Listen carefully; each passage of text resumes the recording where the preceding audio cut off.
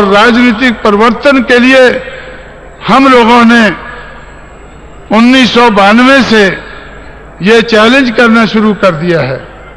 14 अप्रैल 1992 को हम लोगों ने एक प्रेस कॉन्फ्रेंस बुलाकर उत्तर प्रदेश में ये चैलेंज किया कि उत्तर प्रदेश में सबसे पहला सूबा होगा कि जिसमें हम बहुजन समाज की सत्ता लाएंगे। हम लोग ब्राह्मणवादी पार्टियों को हराकर बहुजन समाज की सत्ता लाएंगे। 1 साल के अंदर हम लोगों ने वो काम पूरा किया और दूसरे सूबों में जिधर चुनाव हुआ उधर भी हमारी बात काफी आगे बढ़ी। तो इस भरोसे के साथ अब मैं सारे देश में घूम रहा हूं, महाराष्ट्र में भी आया हूं। आज के शुभ दिन पर मैं महाराष्ट्र के अपने बहुजन समाज के भाइयों से ये कहने आया हूं कि आप लोग हिम्मत और हौसले के साथ, भरोसे के साथ फुले शाहू अंबेडकर की विचारधारा को अपनाकर उनके संघर्ष को आगे बढ़ाएं।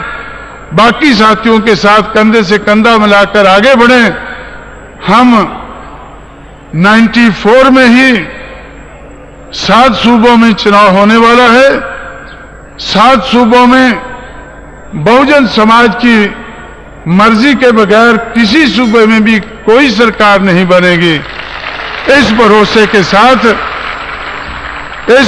के साथ मैं आपसे ये कहने आया हूं कि आप लोग भी भरोसे के साथ आगे बढ़ें, हिम्मत हौसले के साथ आगे बढ़ें और आप लोगों को कोई फिक्र नहीं होना चाहिए, कोई चिंता नहीं होनी चाहिए कि आप लोग एमएलए नहीं बनेंगे। भाई अगर एमएलए नहीं बनेंगे तो सरकारें कैसे बनाएंगे और सरकारें कैसे गिराएंगे?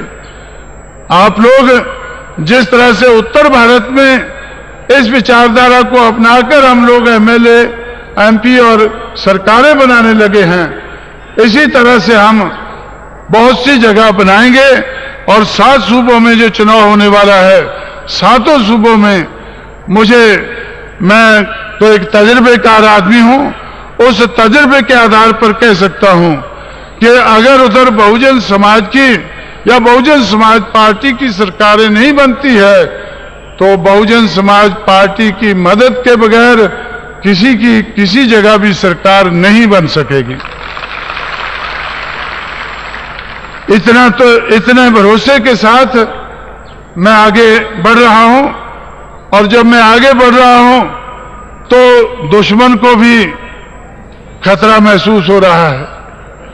दुश्मन को खतरा महसूस हो रहा है, डर हो रहा है, भय हो रहा है।